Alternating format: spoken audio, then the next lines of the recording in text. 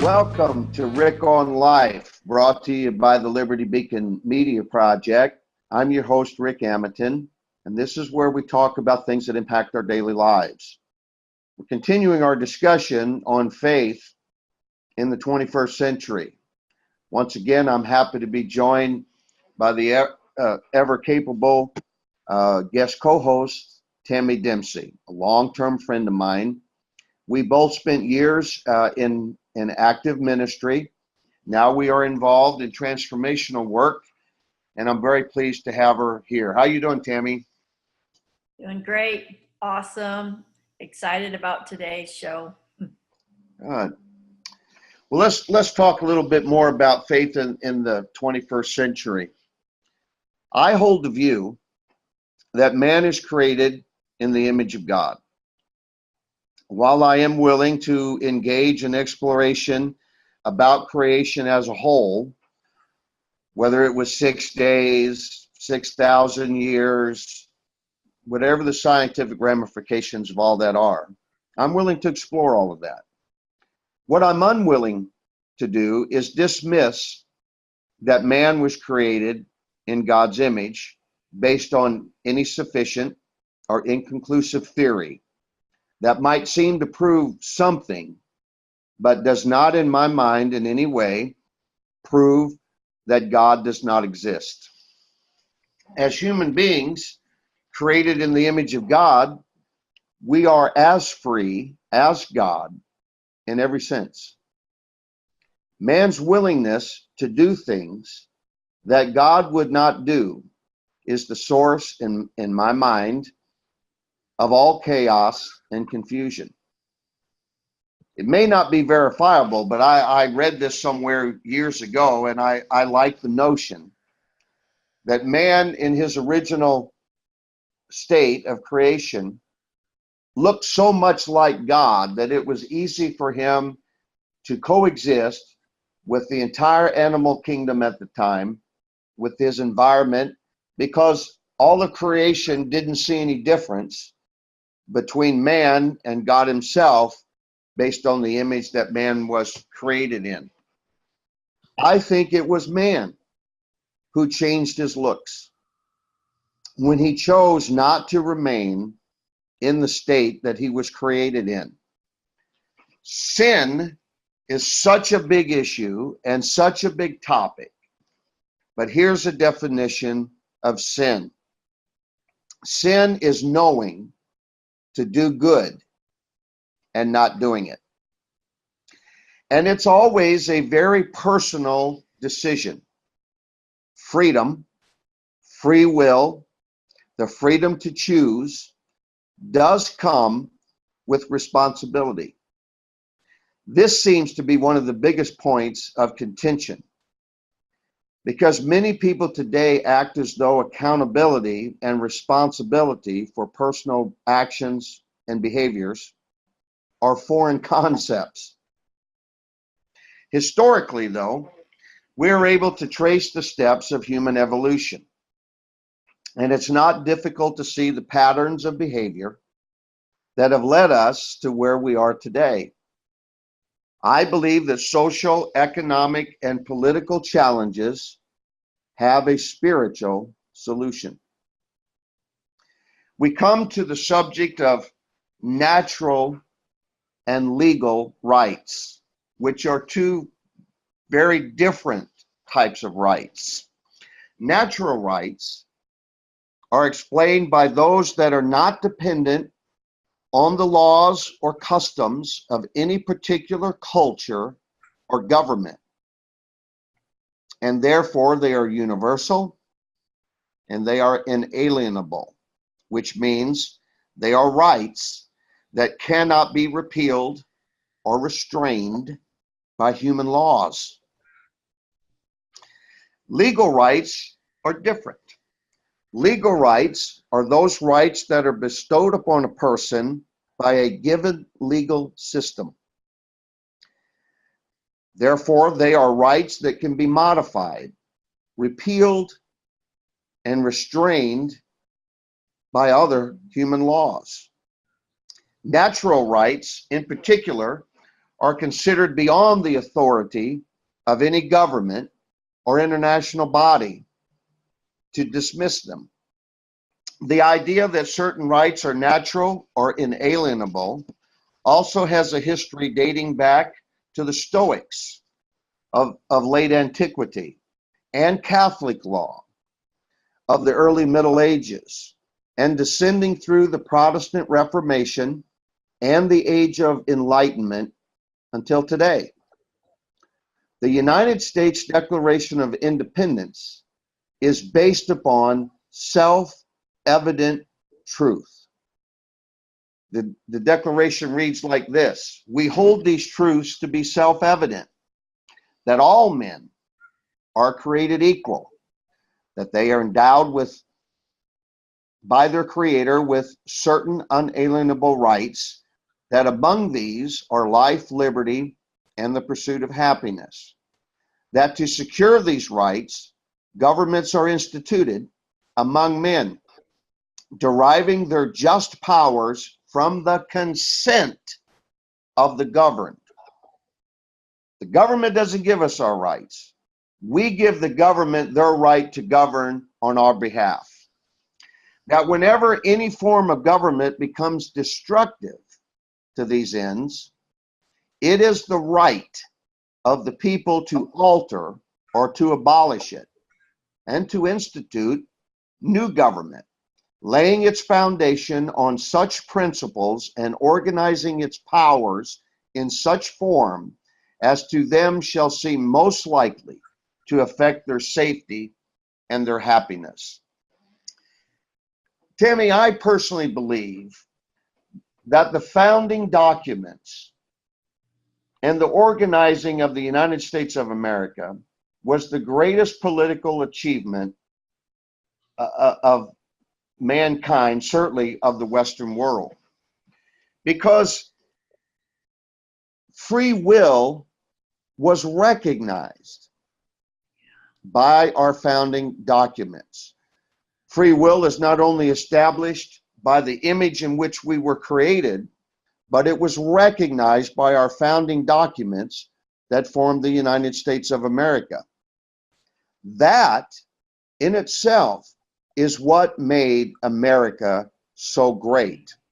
And the only way that we're ever going to be great again isn't because some slogan holder gets into the office, or that any single one person is capable of bringing this back into greatness, but it's a collective action, will require a collective action of all people who want to return to the honoring of the founding documents in which made us great to begin with. What has evolved over time, of course, is widespread ignoring not only the image that man was created in, but the widespread ignoring of these founding documents. And the reason that reason won't work is because the depravity of man can never be trusted. Someone is always going to be present to exercise power, have the desire to exercise power over other people. E. Michael Jones wrote a book called Libido Dominandi, and he dealt with the issue, many issues actually, but he brought out the fact that there is such a dominant lust to control other people and have control over other people. Historically, there is a desire to socially, politically, and religiously control others. It is inside of man's experience. It's there. the problem that we really face on so many levels is that our founding documents, if honored, were to protect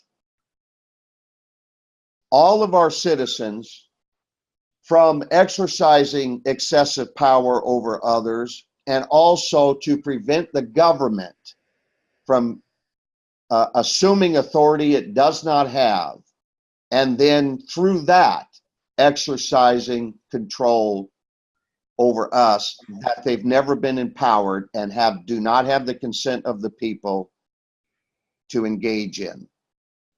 This is a real problem. But when we talk about faith in the 21st century, it's very hard to have this conversation without recognizing that we are positioned as a group of people who wants to dominate and have control over other people, not only believers, but non-believers alike. And there is something to be said about respecting the image that we were created in, and then also respecting the documents that founded us as a country. Ignoring those two things has just created the state of chaos and confusion and animus, and lends itself to hatred and violence and so many other social ills and political corruption that we are dealing with in our current state of affairs. I've said a lot. You've sat patiently. You've heard what I've said. Please jump in here and reflect on the beginning here of this conversation. I find myself getting really emotional, Rick, just with this beginning, because I feel as a group, the faith-based group of people, we are in jeopardy of losing our rights, the only group of people losing our rights to worship as we deem fit to worship. And we are responsible for that because we as a group have tried to control everybody else, tried to make them live according to our standards and our beliefs. And I mean, the law of love says treat other people the way you want to be treated. And I have to own my part in that, because I played a role in that, and it breaks my heart. It just not only are we responsible for the position that we are in, but we are also the only ones who can take appropriate actions to correct the position that we're in, because it's an unfortunate position. And I think that we have, by our own doing, really misrepresented who we are as a people. When people think of Christians or faith-based people, people on the outside looking in have a very different view than we have on the inside looking out. And I think part of the problem is because we have looked out there instead of looking within ourselves to deal with not only our beliefs, but our presentation of those beliefs. And I think that we need a little bit more thought when it comes to shaping our ideas and then how they are presented. And we have to be careful too, that we're not just people who have a lust to control any and everything. I think I think when we deal with authority, spiritual authority in our individual lives, it needs to be understood in a way that we don't think that we have the authority then to just do whatever we want to people who differ with us. That our authority is based on boundaries and structure and a framework, and it deals with our attitude. And I certainly experienced a part of my own life and journey, as a faith-based person, with very inappropriate thinking and attitudes and even speech. And so growing through the years and gaining a broader understanding of who I am and what I believe and what I hold valuable, has certainly helped me in my presentation. And I don't in any way think that I have an inferior point of view. I think my point of view is as valuable as the next person's is, and I've tried to back it up with scholarship, with maturity, with understanding, and how it relates, to a larger world that is in many times different from me, and at times opposing to me. But I still believe that there is a right way to have discussions, and there's a right way to approach the table and what you bring to the table. And I don't in any way feel that I need to back down because I believe something that may not be trending or may not be popular. I think there are reasons why we're in the position that we're in. And so it's our responsibility, it's my responsibility of how I present myself in a world that's different than I am. Talk about boundaries. You have a good perspective on boundaries. Boundaries. Oh my goodness. When we started teaching on boundaries from the book Dr. Henry Cloud several years ago, and initially it was the way it was being received and understood was boundaries was a protection. You're crossing my boundaries, get back, that type of thing. But at the same time, I think I mentioned before that I went through this year-long course that had a lot to do with domestic violence. And I had chosen to do that because in our pastoral counseling, it started raising its head. We started becoming aware of many cases of this going on in our church, even within the leadership. And I was horrified. How can this be? And anyway, I went to this course, and the first thing that they did is they explained abuse or defined it as using actual or implied force to limit or control the rights of another human being. Okay. And then they explained what physical force is, which would be the hitting, slapping, punching, pushing, that type of thing.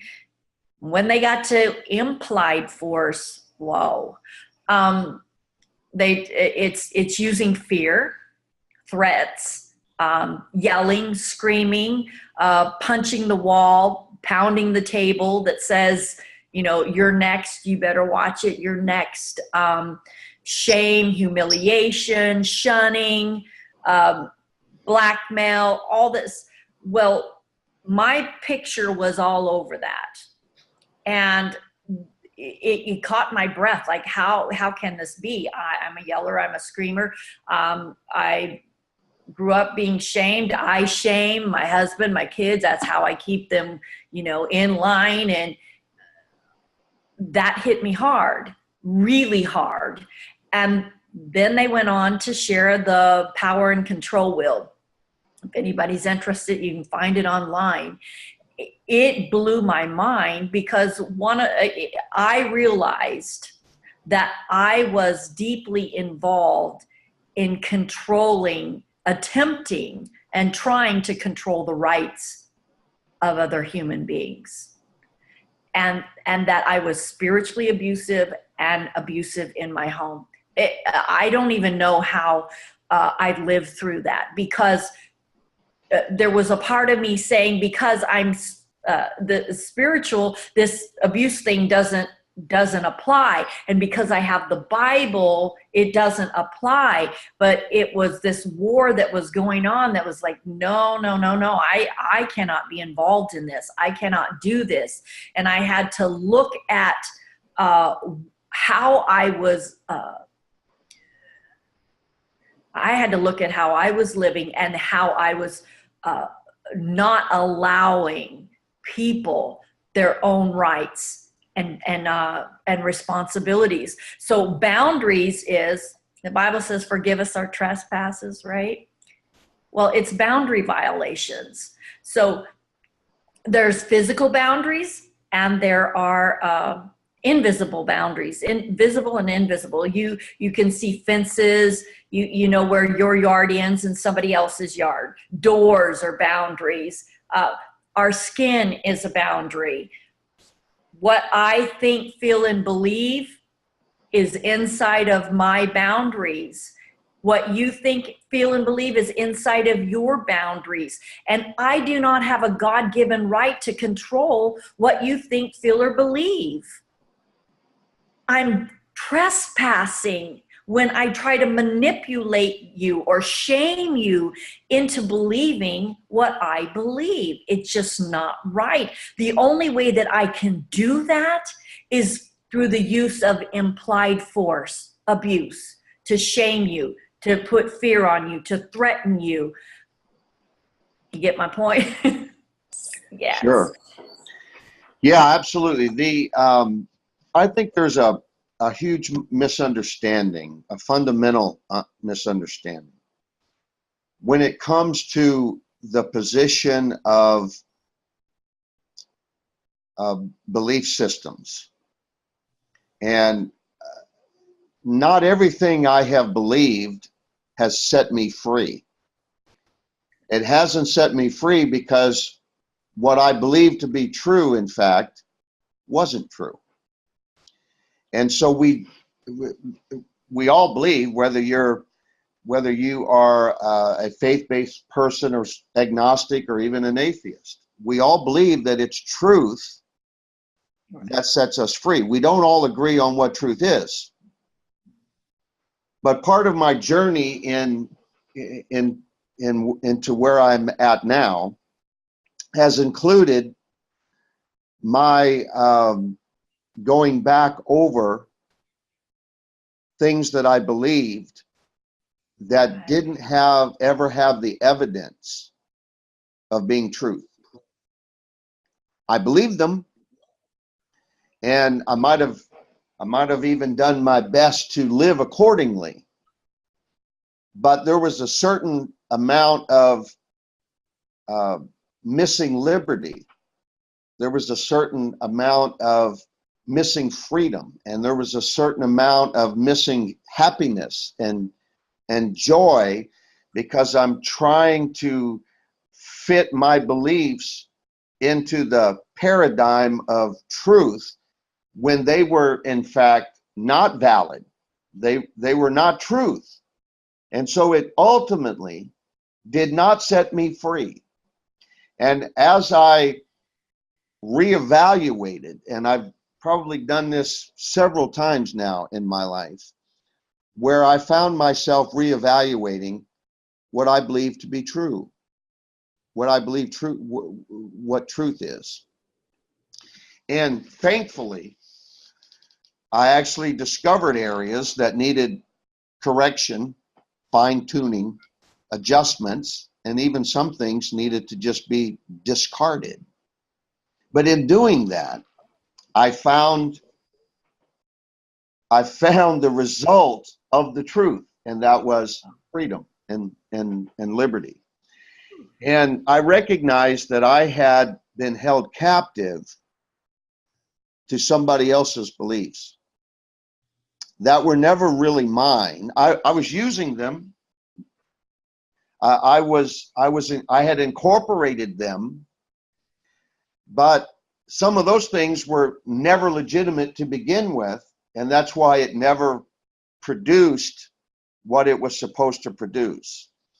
And it was only until I was able to go through that, get rid of things that were not appropriate, that didn't harmonize with the bigger picture. With, you know, I always had in my religious experience, I always had these contradictions that I was willing to tolerate, assuming that it was some deficit on my part, rather than actually being perhaps a fundamental deficit, and something that was just incorrect and not right. And so I found that I violated myself. And because I didn't have the truth, and I was violating, you know, my understanding that was always trying to penetrate me, that was always trying to give me that aha moment, that enlightenment, that greater understanding, that where you come to that place in your life when you're thinking, oh, that's why it didn't work. That's why it didn't give me the net gain that it was supposed to give me. Then you put yourself in context. This is really where you can find some sincere humility, because then you represent that during those times of turmoil, you were very harshly driving that incorrect belief system into other people. Yeah. Wasn't working for you. What in God's name ever made you think it was going to work, work for them? And there's a certain amount of embarrassment. There's a certain amount of humiliation. There's a certain amount of awareness that you start to get when you realize that you just missed things that should be so apparent but weren't, until there was something that disrupted your life dramatically enough that you were willing to look at it and say, oh my, this was, and you think about the people that you may have offended, wounded, damaged, turned off. And it's almost sometimes too much to swallow, to digest, because you realize that you may have been someone that could have been instrumental in helping them find solutions to what's going on in their own lives, and instead you may have further complicated things and actually turn them away from faith that could have been so valuable to them. You only hope that they find some other way in, that it wasn't just you blocking it with a wrong attitude, inappropriate thinking, saying stuff that just doesn't reflect what faith is really all about. It's so there is some sobering there is some sobering aspects to maturing in faith. And in the 21st century, I think we that's where we are. I think we have got to confront the widespread misunderstandings as we try to present our faith-based positions legitimately, in compassion and love and in strength, because there's nothing weak about being a faith-based person. Yes, one of the my mind wants to say so many things right now, but one of the concepts within faith-based is that God is in control. And when we go there and when we believe that, it causes a lot of other problems down the road. It might look okay right here, but you know, if you're building a building and let's say you're only just an eighth of an inch off right here, that wall goes down 50 feet, and by the time it's at 50 feet, you're way off. And so God is in control. That sounds right, but when you start applying it, like, if he's in control, why is there rape? Why is there all this starvation? Why is there drunk drivers killing people? Why are, you know, all of this going on? And the realization, if one of the biggest like reliefs that I got was realizing that God had given man dominion, and he was on earth and he wasn't in control. He gave man, he's not trying to control us. And here because I thought he was trying to control us and I'm in his image, then I was trying to control those on down from me and around me, because that was what I thought God did, and what he does, he loves, and what he loves, he blesses. So hallelujah, I'm going to do this too. The realization that he gave us dominion and he is not controlling. He gave us power of choice. It's one of the hugest powers we have, is a power of choice. And he's allowing that. He's allowing man to make those choices. Why aren't I? Why do I feel like I need to control? That it's my responsibility. Yeah, it really opens us up to a great deal of criticism, and it helps fuel people who want to mock us, because if God is omniscient and knows everything, then he certainly is aware of every conceivable way that evil could enter into you know, the lives of human beings. And then why doesn't he, if he's all loving and all knowing, why doesn't he inject himself? And there again, I think it has a lot to do with the way that we have misrepresented who he is and what his relationship is to us. And because I have an awful difficult time viewing evil as an external force, because the only evil that we ever are going to see is by the hands of other human beings.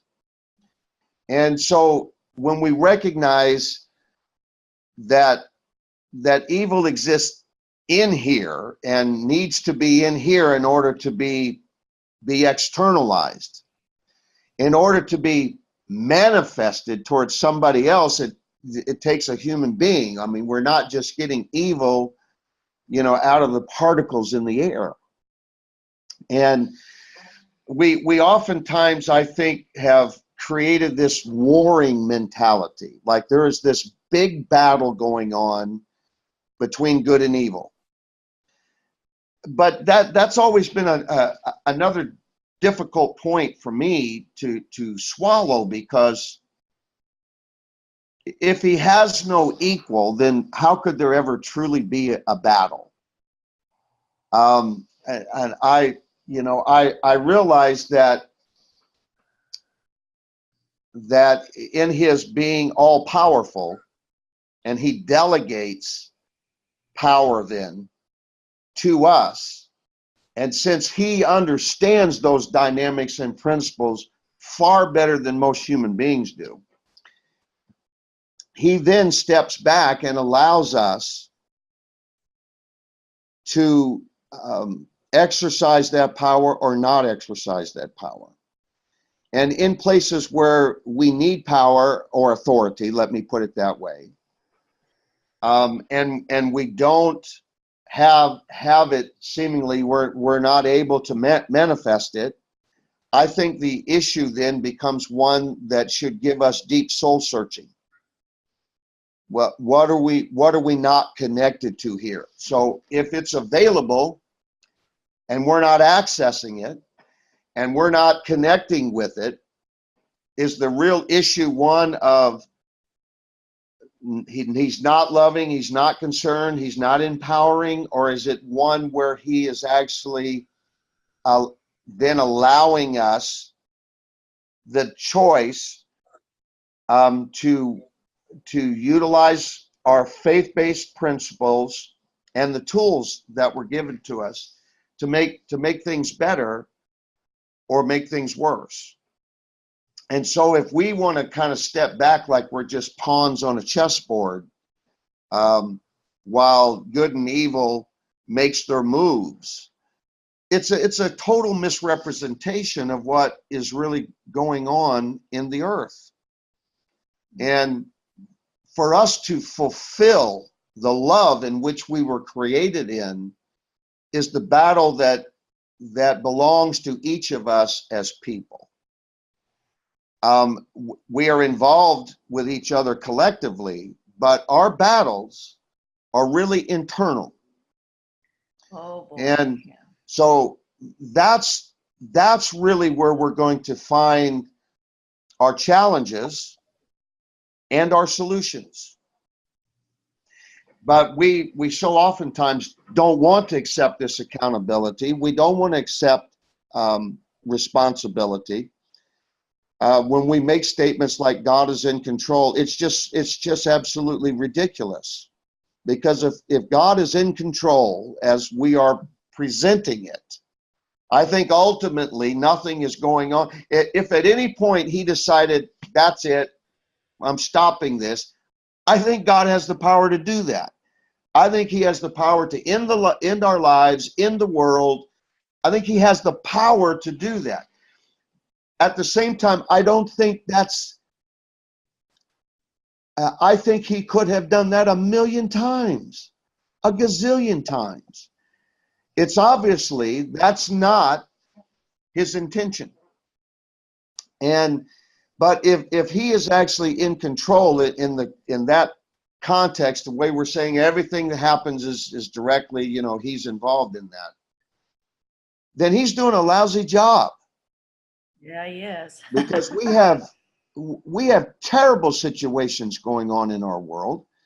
We have rampant violence and murder and mayhem and abuse, and we have it all going on. And yet I'm at peace because I know that we also have the ability to make all of this better if we will be willing to do what needs to be done.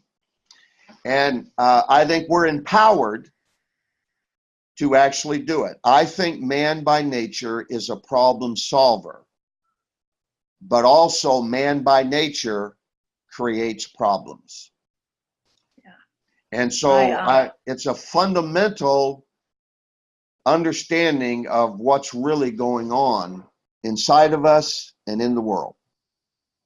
Yes, I think a major shift for me was I was looking outward. I was looking out at what everybody else was doing and judging their behavior. When I stopped doing that, when I got this, I realized I was in somebody else's yard. It wasn't my responsibility to worry about them. The only thing I control is right here, and this is my responsibility. Now when I call it my tinted windows, I refer to people as my tinted windows. When I see something out there in someone and the thought comes to me, that's not right, that's terrible, they shouldn't be doing that, it's an automatic cue for me to go inward. In other words, they are a tinted window reflecting back to me something inside of me. And I could go, oh, I would never do that. But if you break it down to what they're actually doing or what they're actually saying, somewhere that is in me. I'm guilty of it. I may not have strapped on a suicide bomb and become a suicide bomber, but Lord, have I created some destruction with the belief that y'all are wrong and I'm right. And so everything that I see happening, whether it's in politics, or I have to look inward to what part have that is just a reflection of something in me. And if I'm seeing it, if it's in my view and I'm seeing it, it's in me, because somebody else might not see it at all because it doesn't enter their mind. Yeah, I think when it comes to not only the faith-based community, but I think when it comes to just society as a whole, and the larger world that we're all a part of, I think it's time for us to be honest enough to say, you know, I might be contributing to the problem here because of the way that I'm approaching it. And you know, you take our government, for example. Our government is what we've allowed it to become. Absolutely. They do not have constitutional powers for much of what they do. They have not been given the consent of the people to do much that they do. In fact, we could take the time to dig it out, but we actually have congressmen on record saying, when we pass legislation and we're writing a bill and we want to pass the legislation into law, we don't even consider whether or not it's constitutional. They said, in fact, if you want to get shouted down and mocked and laughed at in either the Senate or the Congress, just reference the Constitution when you're presenting your position. They say we don't even really consider the constitutionality of the bills that we are writing. We just depend on the judges to look at what we've done and say yes or no. And if they say yes, great, we got what we wanted. If they say no, we have been able to satisfy mostly the special interest groups that exerted pressure on us to pass the law in the first place. And you know, I believe in our country. I believe in our system, even though I think we have corrupted it. And I think we are dealing with a corrupt system. And I think money has taken over our political system. And I think that it's a very true analogy, a very correct analogy, that congressmen and men and women and senators only vote on things that they think will help them get reelected. It's very difficult for them to take positions that will hurt them politically. And so a lot of things get dealt with on the basis of whether it's politically expedient for the politician. I don't care who the president is.